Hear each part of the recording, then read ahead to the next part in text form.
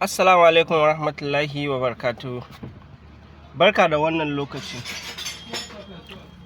A yau ina son mana ƙarin haske ne akan matsalar hard starting akan Honda. Abin da nake so ya uwana mu lura da shi, ina nufin masu motoci. A lokacin da motar ka yake hard starting, idan dai Honda kake amfani da shi, yana da kyau ka lura da wannan wutan na mukulli. Idan har ka bude ignition ɗinka, wannan wutan ya kasance yana blinking haka, to motanka ba za ta tashi ba. Wani lokaci akwai wani abu da muke ce ma chips a cikin mukulli. Idan ya kasance wannan abin yana shaking ko kuma ya samu matsala, haka za ka ringa bude ignition ɗinka. In motan ba ta yi accepting na mukullin ba, za ka yi ta kiɗin mota, kana kiɗin mota, mota ba za ta tashi ba. Kafin daga baya idan mota ta zo ta yi accepting nashi, sannan motar ya zo ya tashi normal. So idan baka lura da wannan abun ba, haka zaka je ka ce min makanike motar ka tana hard starting, a zo a ta canje a canja fuel pump, a canza filter, a canza wasu abubuwa da dama, a ga mota ta ki dainawa. Sai daga bayan Allah ya sa bakaniken mai lura ne, ya zo ya duba da kanshi, ya ga cewa yana bude ignition, wannan wuta yana daukewa, sannan ya fahimci menene damuwa. Yanzu kamar wannan motar da kuke gani tana fama da irin wannan matsalan. Idan aka bude ignition wani lokaci ba za ta yi accepting na key ba, kun gani. Wani lokaci kuma in ka kashe ka ƙara kunnawa sai ta yi accepting na key. So idan baka sani ba, za ka yi mistake, ka canza fuel pump, ka canza filter, ka canza abubuwa da yawa, kafin daga baya a zo a gane.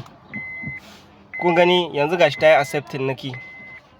So normally abu na farko da ya kamata mutum ya duba idan ka bude ignition ɗinka shine wa'annan wutan guda biyu, da wannan wutan na D-light da wancan wutan na kulli. Idan dai har ka kunna shi kaga yana blinking haka, to motan ba ta yi accepting na key ba, kuma ba za ta taba tashi ba. Amma in ka kunna kaga ya dauke, bari mu ƙara gwadawa mu gani. Yawwa, kun ga yanzu ya dauke. Bari in tada motar, kun ga ta tashi. Amma misali yanzu bari in ƙara kashewa in gwada. Ok, yanzu ma ya dauke, za ta tashi. Amma bari in ƙara kashewa kuma in gwada. Kun gani yanzu bai dauke ba, to motan ba za ta tashi ba. To idan mutum bai sani ba, zai ce maka motar shi tana hard starting, ka ce mashi fuel pump ne. Bayan an canja fuel pump kuma a ci gaba da ganin hard starting, a zo a canza cold starting switch, a canza abubuwa da yawa. In har hankalin bakaniken bai kai ya zo ya duba irin wannan abun ba, haka za a ta ganin laifin juna, a ce ai bakaniken nan bai san me yake yi ba. Alhali kuma daga yanayin explanation ne, ko kuma daga yanayin yadda muke lura da motar mu ne. Idan baka lura da wannan wutan na mukulli ba, in bai dauke ba, to motar tana ganin kawai kaman ba mukullin motar aka sa mata ba, ko ka tayar ba zai dauke ba. Amma kamar haka yanzu in aka sa ya dauke, ana bugawa wannan za ta tashi. Kar ku manta, ni ne naku injiniya Ibrahim, director na Bin Harun Autofix. Mai fatan ganin motan kowa ya zauna lafiya.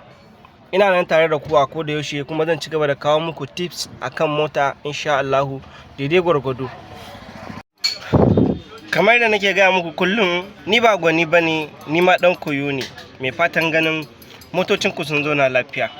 Abin da nake so yan uwana ka na kawo mu sani shine, ba wai iya Honda ne take fama da irin wannan matsalar na failing na mukulli ba.